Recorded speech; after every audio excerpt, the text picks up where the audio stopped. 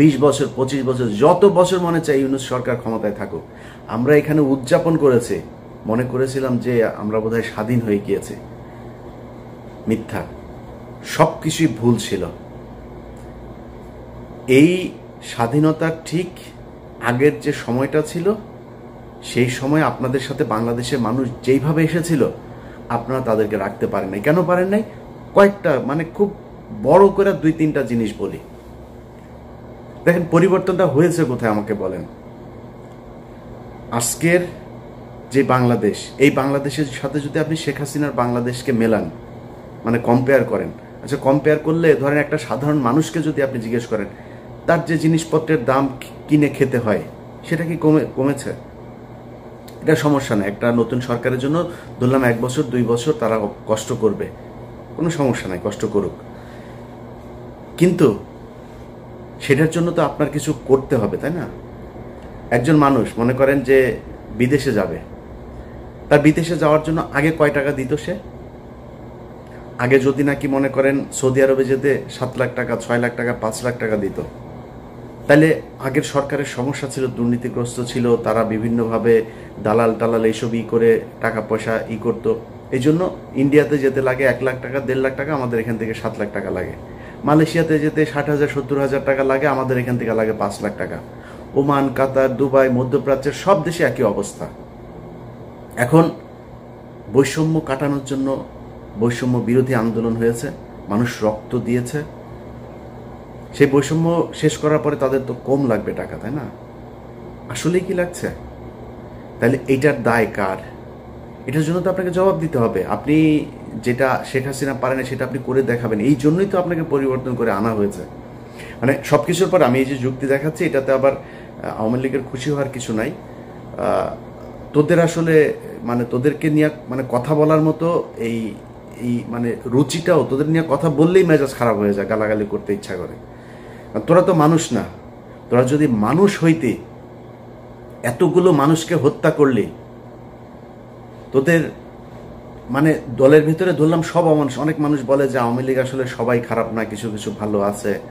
তোদের 5 জন মানুষ তো এক জায়গায় হয়ে বলতে পারতি, তাই না, যে আমরা আসলে শেখ পরিবারের এরা ভুল করেছে, এরা আসলে খুব ক্রুয়েল, এরা করাপ্টেড, এদের আমরা ঘৃণা করি, আমরা দলটা আসলে নতুন একটা আওয়ামী লীগ চাই।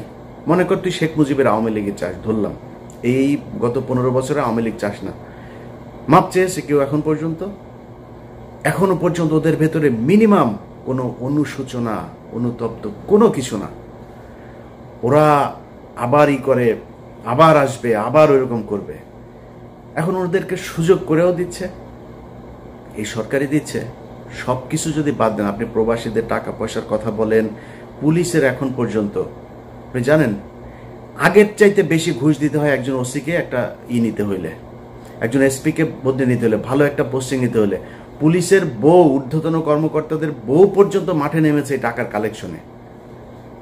একজনের বউয়ের ফোন রেকর্ডও আছে, এক ওসির সাথে কথা বলছে, নিজে করে, নিজের পরিবারের খুব নিকট আত্মীয় দিয়ে তারপরে ওসির সাথে ডিল করায়। তাহলে পরিবর্তন কি? এখন এগুলো সব কিছু নিয়ে কথা বলতে গেলে না, মানে সবারই মনে হয় সমস্যা হচ্ছে না, আমার একাই মনে হয় সমস্যা হচ্ছে।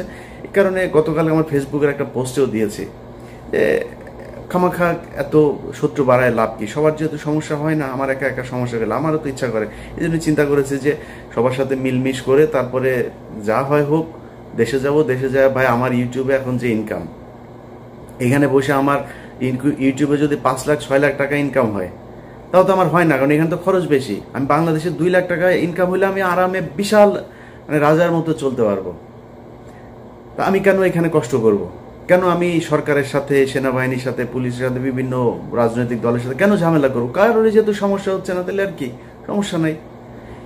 এই কষ্ট থেকেই কথাগুলো বললাম। এখন পুলিশ থেকে শুরু করে সব জায়গাতে সমস্যা, সব কিছু যদি বাদ দেন, সব বাদ।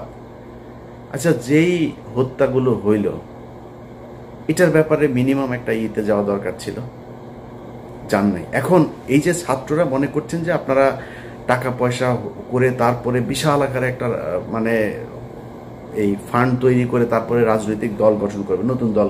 এই মাসেই সম্ভবত আপনাদের নতুন দল আসবে। আপনার দলে মানুষ আসবে কেন আমাকে বলেন? কিসের জন্য আসবে? কোনো একটা কারণ থাকতে হবে। তা আপনি অন্য দলের চাইতে কোন জায়গায় ভিন্ন, যেই কারণে আপনার দলে আসবে? সেটা আসতে হলে অন্তত আমি মনে করি দুইটা কাজ করতে হইতো। এক নম্বর, এই যে আওয়ামী লীগের যেই হত্যা মামলার আসামিগুলো, চিরুনি অভিযান চালায় প্রতিটা আসামিকে ধরতে হবে। ধরার পর তারপরে তাদের বিচার কি হবে, কে নির্দোষ কে দোষী, সেটা পরে আপনি করবেন, বিচার হবে, তদন্ত হবে, চার্জশিট যাবে, মামলার প্রক্রিয়া চলবে। যে দোষী হয় সে দোষী, যে নির্দোষী হয় সে খালাস পাবে, ছাড়া পাবে। কিন্তু আমাদের চোখের সামনে ঢাকা শহরের মধ্যে সময় টিভির মতো জায়গায় 7 জন খুনি মামলার আসামি, 2-3 মামলার আসামি পর্যন্ত ধরা পড়ছে। মুন্নি শাহ ধরা পড়ার পরে ছাড়া পড়লো। আরে ভাই, খেলা নাকি? মানে হত্যা মামলার আসামি আপনি ধরছেন, মন চাচ্ছে ছেড়ে দিচ্ছে। হত্যা মামলার আসামিকে পুলিশ ওসিকে বলছে যে ভাই এখানে আসামি আছে, আসামি ধরেন। বলে ঊর্ধ্বতন কর্মকর্তার ছাড়া ধরা যাবে না।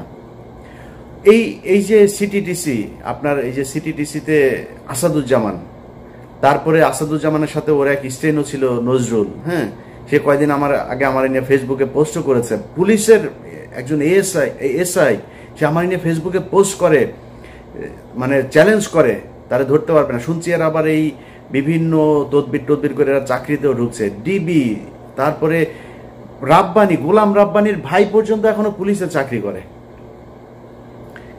কাকে নিয়ে আপনি যুদ্ধ করবেন বলেন? কালকে যদি শেখ হাসিনা বলে যে আমি দেশে ঢুকে যাব, আওয়ামী লীগের লোকজনের যদি, আওয়ামী লোক তো কারোর তো আপনি ধরেন নাই, কয়টা ধরেছেন আপনি? সব তো এলাকাতে আছে। যদি বলে ধরে যাব, আওয়ামী লীগ এখন বিএনপির পেছনে, জামাতের পেছনে যায় যোগ দিচ্ছে। আপনার কি মনে হয় ওরা বিএনপি করে ফেলেছে, জামাতের আদর্শ নিয়ে নিয়েছে? ওরা তো আওয়ামী লীগই। ওরা যখন দেখবে আপনার পেছনে পেছনে রাজনীতি করা লাগে, যখন দেখবে হাসিনা ঢুকেছে দেশে, ওরা হাসিনার পেছনে রাজনীতি করবে, ওরা ওদের ঝাঁপায় পড়বে আবার ফের। আর এটার জন্য যদি নাকি মনে করেন ঠেকানোর জন্য প্রশাসন, সচিবালয়, কোন জায়গায় আপনি নিয়ন্ত্রণ নিয়েছেন আমাকে বলেন। কথা বললে অনেকে কষ্ট পাবেন, জামাত কষ্ট পাবে, বিএনপি কষ্ট পাবে, আমি কোনো রাজনৈতিক দলকে বলতে চাই না, কিন্তু সারা দেশে চাঁদাবাজি চলছে, সারা দেশে চলছে একদম। আমারে তো মনে করেছেন যে আমি হয়তো আওয়ামী লীগের সময় আওয়ামী লীগের বিরুদ্ধে কথা বলেছি, বিএনপি জামাত যখন ক্ষমতায় আসবে তখন আমি তাদের পক্ষ হয়ে কথা বলবো। এটা আমি পারবো না, আমি হয়তো চুপ থাকবো, কিন্তু পারবো না আপনার পক্ষে মিথ্যা কথা বলতে। সারা দেশে চাঁদাবাজি হচ্ছে, ব্যাপক চাঁদাবাজি হচ্ছে। এখন এই যে চাঁদাবাজি করছেন, কোত্থেকে করছেন আপনি চাঁদাবাজি? হাটে ঘাটে, ওই বাস স্ট্যান্ড, ওই গরুর বাজার, ওই হাওর বাওর, এই যে এসব লিস্ট যেগুলো নিয়ে আপনারা দখলে নিয়েছেন, দখলে নিয়ে কি করছেন? ওইখানে চাঁদাবাজি। গ্রামে এই দিন শুনলাম একজনের মুরগি বিক্রি করতে এসছে, সেই মুরগির থেকে, মানে অনেক মুরগি আর কি, ফার্মের মুরগি, এক এক মুরগি থেকে সেখানে চাঁদা নেওয়া হচ্ছে। তো এই যে চাঁদা নিচ্ছেন, নিয়ে কি করছেন? একদম প্রান্তিক লেভেলের যে মানুষ আছে তাদের কাছে আপনি চাঁদাবাজ হিসেবে উপস্থাপিত হচ্ছেন। কিন্তু একটু চিন্তা করে দেখেন তো, প্রশাসনের, সচিবালয়ের, কোর্টের কোন জায়গায় 2-4টা জায়গা বাদে কোন জায়গাটায় আপনার জামাত বা বিএনপির লোক আছে? আমার দেখান 2-4টা জায়গার মধ্যে যে একটা ধাক্কা যদি শেখ হাসিনা দেয়, আওয়ামী লীগ দেয়, আপনি যে প্রশাসনের এই দিক থেকে যে সমর্থন পাবেন, সেই সুযোগটা আছে আপনার? নাই। তো কি নিয়ে আপনি যুদ্ধ করবেন? অতএব ছাত্রদের আমি মনে করি, সেদিন আমার সাথে যাদের কথা হচ্ছে তাদেরকেও আমি একই কথা বলেছি, তারা বলছে যে আমরা আসলে অনেক কিছু চাইলেও পারছি না। তা আপনারা যদি পারছেন না, এটা কি মানুষ জানে? যেই হোক, মানে ছাত্রদের ভেতরে আমি কারণ নাম ধরছি না, যেই আমার সাথে যারই কথা হোক, যেই লেভেলেরই হোক, সে বলছে আমরা পারছি না। আপনারা পারছেন না এটা তো মানুষ জানে না। আমরা তো মনে করছি আপনারা সরকারের পার্টে আছেন, সরকারের সাথে কাজ করছেন মিলেমিশে, আপনারা যা চাচ্ছেন সরকার সেটাই করছে, সরকার যা করছে সেটাই আপনাদের কাজ। আমরা তো এটা মনে করছি। আপনাদের কথা যে সরকার শুনছে না সেটা তো বলতে হবে। বলতে হলে কি করতে হবে? সরকারের ছাত্রদের প্রতিনিধি যারা আছে তাদেরকে পদত্যাগ করতে হবে, করে রাস্তায় নেমে আসতে হবে। এর বাইরে নাম ধরে বলি, নাহিদ ভাই, আসিফ ভাই, হাসনাত ভাই, সার্জিস ভাই, যারা যারা আছেন, পিঠের চামড়া থাকবে না। যদি মনে করেন যে এই সরকার চলে যাবে আর বিএনপি বা জামাত ইসলাম আপনাদেরকে কোলে তুলে নিয়ে নাচবে, প্রশ্নই আসে না। আর আওয়ামী লীগ তো কত ভয়ঙ্কর হইতে হবে সেটা আপনাদেরকে বোঝানোর দরকার নাই, আপনারা জানেন। এরা জেলখানার ভেতরে মানুষকে ধরে জবাই করে মারে, ফাঁসি হইলেও এদের মনে শান্তি হয় না, জবাই করে মারে। এখন শুনছি ওই যে ক্যাপ্টেন বাসেদ সাহেব মাজেদ গিয়েছিল, এই ক্যাপ্টেন মাজেদ সাহেবকেও জবাই করেছিল। সো এরা এইটাই, এরা এর চেয়েও ভয়ঙ্কর রূপে ফিরবে যদি ফিরতে পারে, ফিরার সুযোগ দেওয়া হয়। অতএব তো আসিফ নজরুল, কে ভালো কে খারাপ, কে ঠিক আর কে বেঠিক, এটা আল্লাহ একদিন জাজ করবে। শুধু এতটুকুই বলে রাখলাম, এই 5 তারিখের পরের যে সুযোগ আপনারা শুধু হাতছাড়া করেন নাই, ইচ্ছাকৃতভাবে এই সুযোগটাকে ধ্বংস করেছেন, এর বিচার, এর শাস্তি আপনাদেরকে এই পার অথবা ওই পারে পেতেই হবে। আমি আমার জায়গা থেকে শুরু থেকে এখন পর্যন্ত একটা কথাই বলি, অনেক মানুষের, অনেক নিজের খুব কাছের মানুষজনও ভাই সুযোগ এসছে, কিছু টাকা পয়সার দরকার আছে জীবনে, এরকম ওই 21 টিভিতে যখন কাজ করতাম না, এরকম তখনও অনেক মানুষজন ছিল এরকম বলতো যে টাকা পয়সা বানায় তারপরে করতে। আসলে টাকা পয়সা না মানুষকে বাঁচাইতে পারে না, বিপদে পড়লে ওইখানে আপনি বাঁচতে পারবেন। টাকা মানুষের দরকার আছে, আমরা পৃথিবীর একদম ফেরেশতা, আমাদের মানে কোনো ভুল ত্রুটি নাই, কোনো খারাপ কাজ নেই, এরকম না। আমার জীবনেও খারাপ কাজ আছে, চেষ্টা করেছি। আমাকে যদি আজকের আমি আর ধরেন বেশি না 2012 সালের আমিও যদি সেই গণজাগরণ মঞ্চের আগের আমাকেও যদি আপনি মেলান, আমার মধ্যে অনেক পার্থক্য হয়েছে। ভালো না খারাপ সেটা আল্লাহ জাজ করবেন। চেষ্টা করেছি নিজের সমস্যাগুলো সমাধান করতে।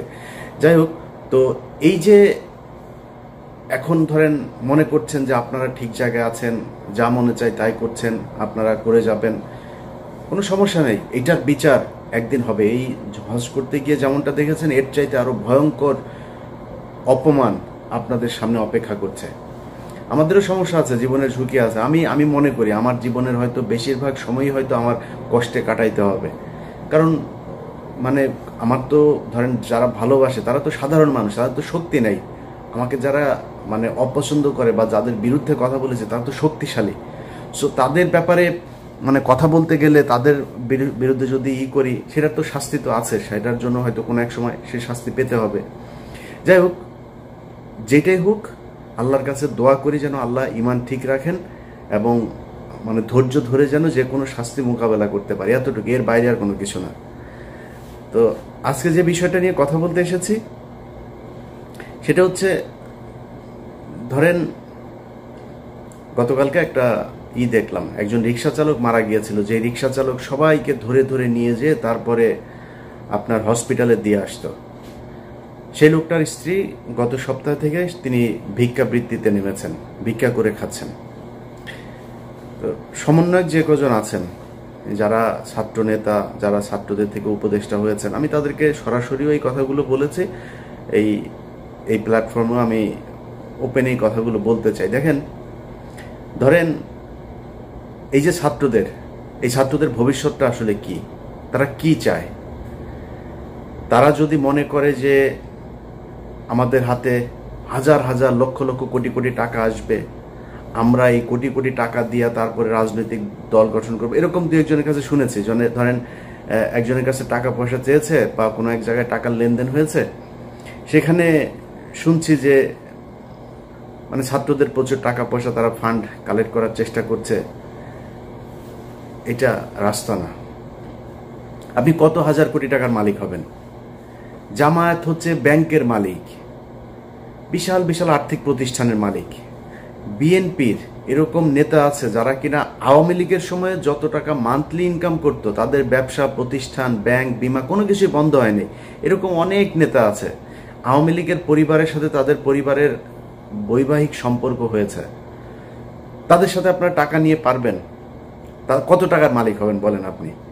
টাকা পয়সা দিয়ে নতুন করে কোনো রাজনৈতিক দল আপনি দাঁড়ায় যাবেন, এই সুযোগ নাই।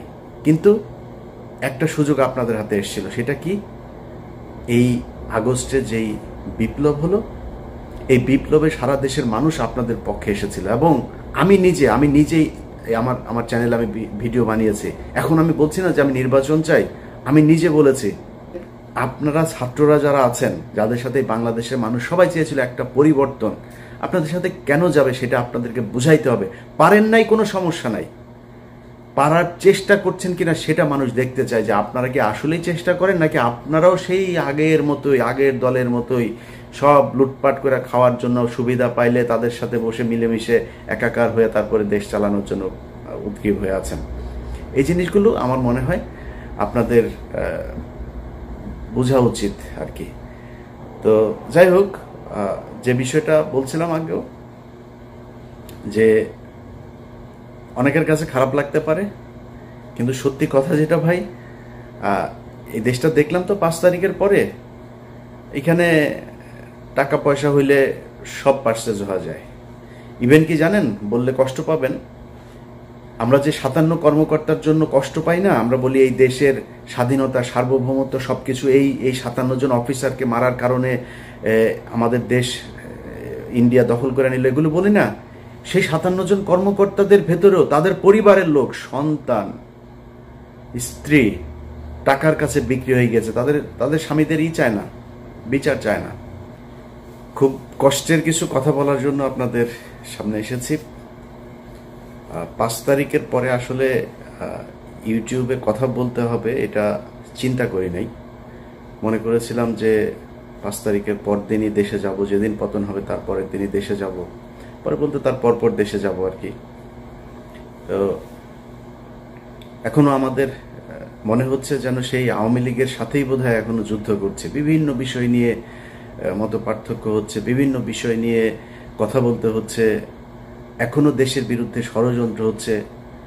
যে জিনিসগুলো না চাইতেই পাওয়ার কথা সেই জিনিসগুলো এখন আবার চাইতে হচ্ছে, সেটার জন্য প্রতিবাদ করতে হচ্ছে, রাস্তায় নামতে হচ্ছে।